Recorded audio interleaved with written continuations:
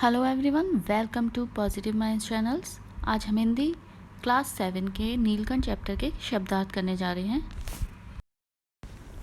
पहला शब्द चिड़ी मार। अर्थ है पक्षियों को पकड़ने वाला या उनको मारने वाला। चिड़ी मार, चिड़ी माने चिड़िया। चिड़िया क्या होती है? पक्षी। तो इसका अर्थ आप ऐसे भी निकाल सकते हैं। इस शब्द के नाम से ही आप समझ जाएंगे चिड़ी मार का मतलब क्या है। इंग्लिश में इसे बर्ड हंटर बोलते हैं। अगला शब्द अनुसरण। अर्थ अनुकरण करने वाला या पीछे चलने वाला। इंग्लिश मीनिंग है फॉलो। अगला शब्द निरीक्षण या अर्थ हो गया इसका जांच। इंग्लिश में क्या कहते हैं? इंस्पेक्शन। किसी चीज़ की जांच करना या इंस्पेक्शन करना। कभी आपने देखा होगा स्कूल में इंस्पेक्शन के लिए ऑफिसर्स आ रहे हैं या किसी ऑफिस में आ रहे हैं, तो वो क्या करने आते हैं? इंस्पेक्शन या निरीक्षण करने आते हैं। फोर्थ शब्द है चेष्टा, कोशिश। इसका अर्थ है इंग्लिश में से एफर्ट कहते हैं। आपने सुना होगा कोशिश करने वालों की कभी हार नहीं होती। यानी कि अगर हम कुछ पाना चाहते हैं तो उसके लिए हमें कोशिश या अपने एफर्ट्स तो देने ही पड़ेंगे, और अगर हम सच्चे मन से एफर्ट कर रहे हैं तो हमें वह चीज़ मिल जाती है। पांचवा शब्द है शोध। अर्थ है खोज, और इंग्लिश में रिसर्च कहते हैं।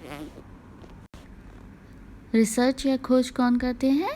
वैज्ञानिक या फिर साइंटिस्ट।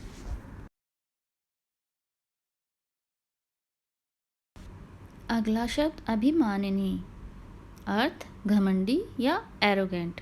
हम कहते हैं ना, इसे अपने आप में ही गुरूर है या ये बहुत मगरूर है। सातवां शब्द है माचारी, यानी कि अर्थ हो गया इसका बिल्ली। बिल्ली को इंग्लिश में क्या कहते हैं? कैट। अगला शब्द है ग्रीवा। ग्रीवा का अर्थ है गर्दन, इंग्लिश में नेक। अगला शब्द है नवागंतुक। अर्थ नया मेहमान, इंग्लिश में न्यू कमर कह सकते हैं, न्यू गेस्ट भी कह सकते हैं। अगला शब्द है आविर्भूत। उत्पन्न होना या प्रकट होना, यानी कि कोई एकदम से अपीयर हो जाए तो हम उसे क्या कहेंगे? आविर्भूत।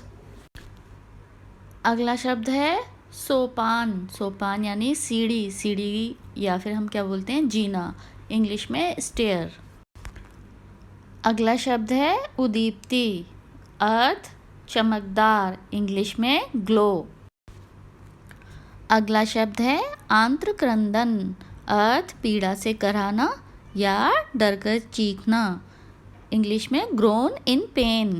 जब आपके बहुत ज़्यादा चोट लग जाती है तो आपको एकदम चोट में, आपकी बहुत तेज़ चोट लगने पर आप चिल्लाने लग जाते हो, तो उसे क्या कहेंगे? एकदम चोट में दर्द से चिल्लाने को आंत्र क्रंदन। अगला शब्द है अधर। ज़मीन के ऊपर लटकता या झूलता हुआ, यानी कि कोई चीज़ हैंग कर रही है उसको, तो हम उसे क्या कहेंगे? अधर में लटकी हुई है। अगला शब्द है निश्चेष्ट। अर्थ बेहोश या जिसमें गति ना हो, इंग्लिश का मीनिंग है रेस्टलेस। जब हम बहुत थक जाते हैं तो हम बोलते हैं ना कि अब हम बिल्कुल भी नहीं हिल सकते, तो उस अवस्था को क्या बोलते हैं? निश्चेष्ट। यह अवस्था किसी भी कारण से हो सकती है।